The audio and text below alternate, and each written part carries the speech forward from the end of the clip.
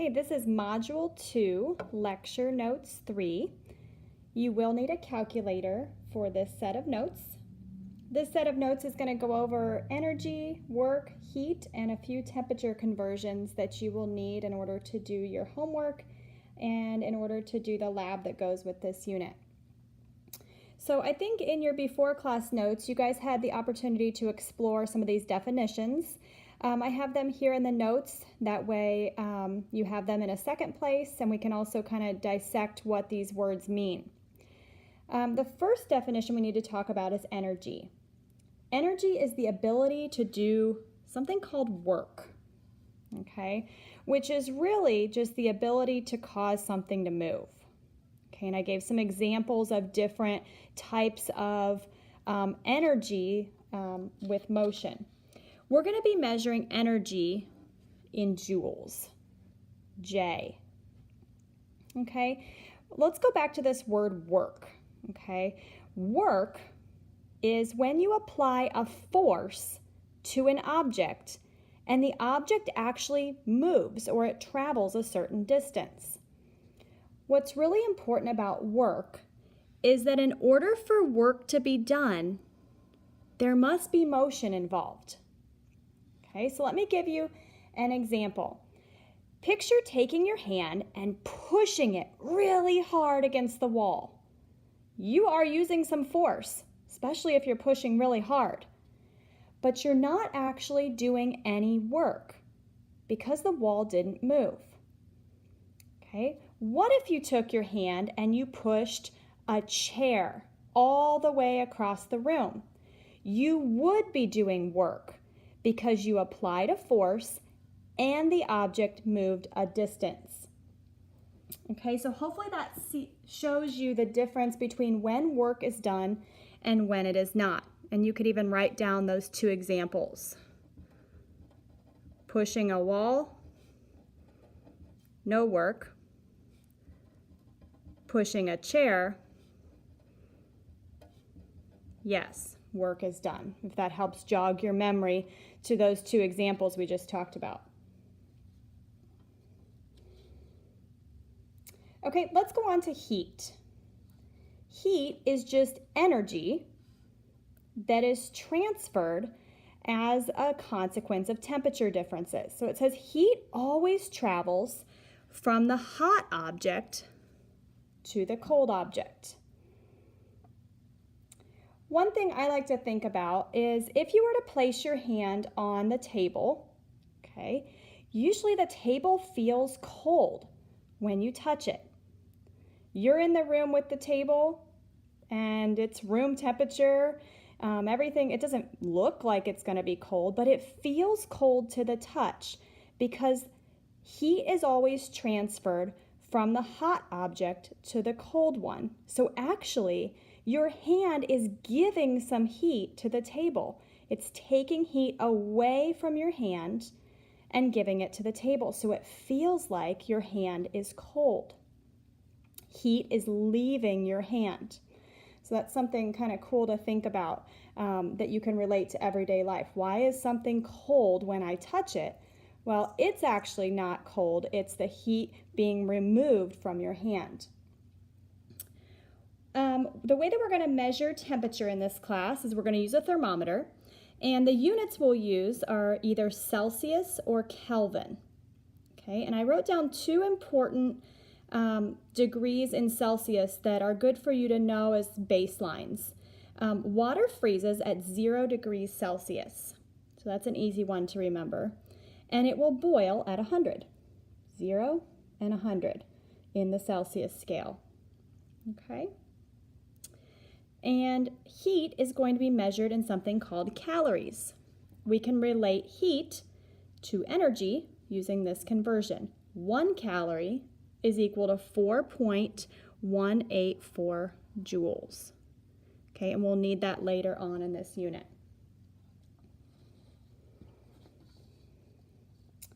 Okay, let's move on to the first law of thermodynamics. You should have explored this in your reading this week. It says energy cannot be created or destroyed. It only changes form. Okay, this is important to know what is the first law of thermodynamics? Energy cannot be created or destroyed. It just changes form. And I'll give you a couple examples in just a second. Two of the most common types of energy are potential energy and kinetic energy. Potential energy is often abbreviated PE, and kinetic energy is KE. Potential energy is energy that is stored. I think a ball ramp is one of the best ways to visualize the difference between potential and kinetic energy. If you look at the definitions on your notes, potential energy is stored energy. So think about the ball at the top of the ramp. It has the potential to roll down. Right now, its energy is only stored. It has potential energy. As it rolls down the ramp, that potential energy will be converted to kinetic energy, or the energy of motion. Okay, so potential is stored, kinetic is motion. You can see the first law of thermodynamics working in something as simple as a ball ramp. It starts as potential, but then it's immediately converted to another form of energy, kinetic energy, the energy of motion. Another example to think about is something like a wind-up toy.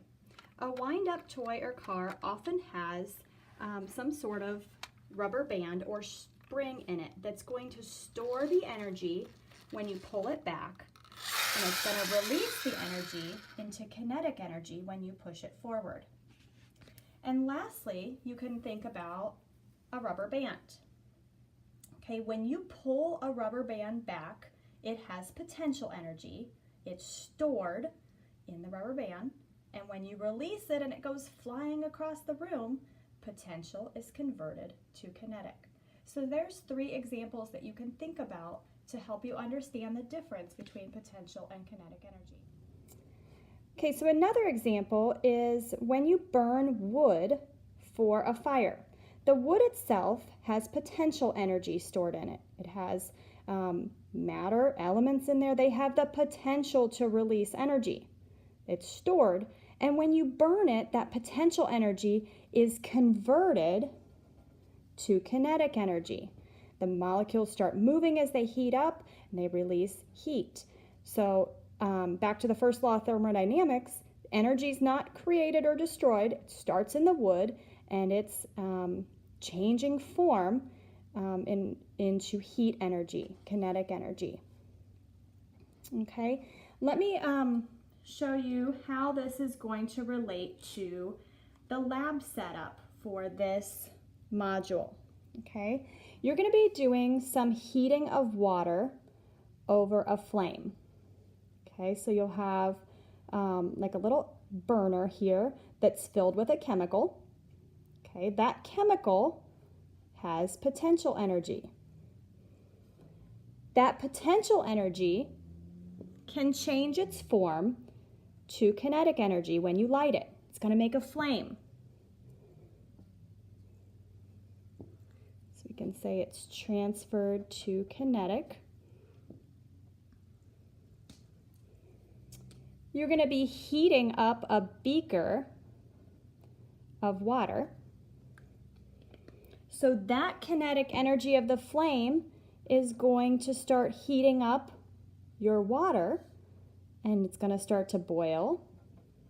And then that energy is going to be released into the atmosphere as heat. So I just want you to see that all throughout this experiment, the energy is not being created or destroyed.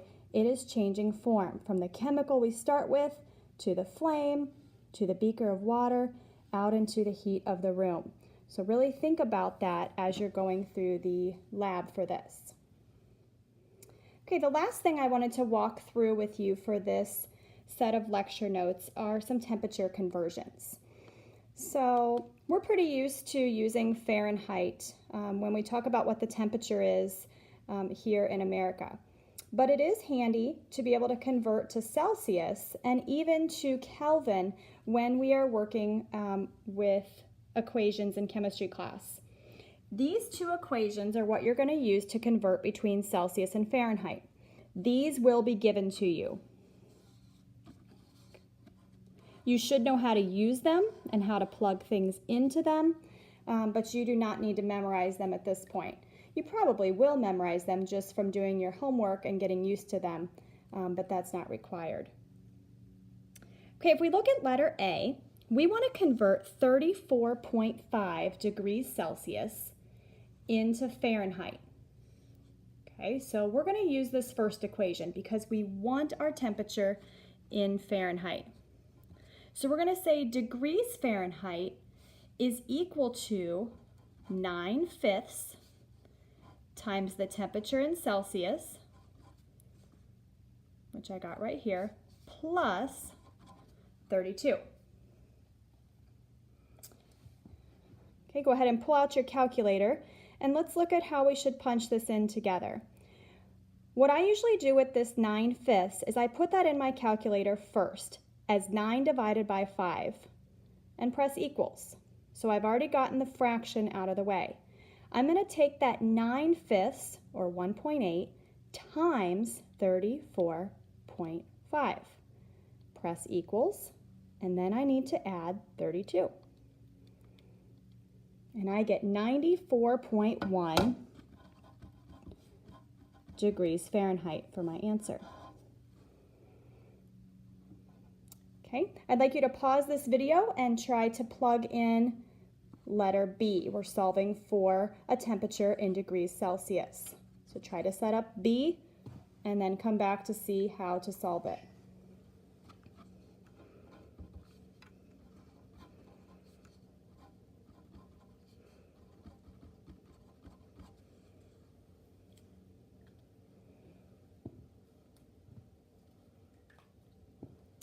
Okay, so I've plugged everything into our equation. I have 5/9 times the temperature in Fahrenheit minus 32.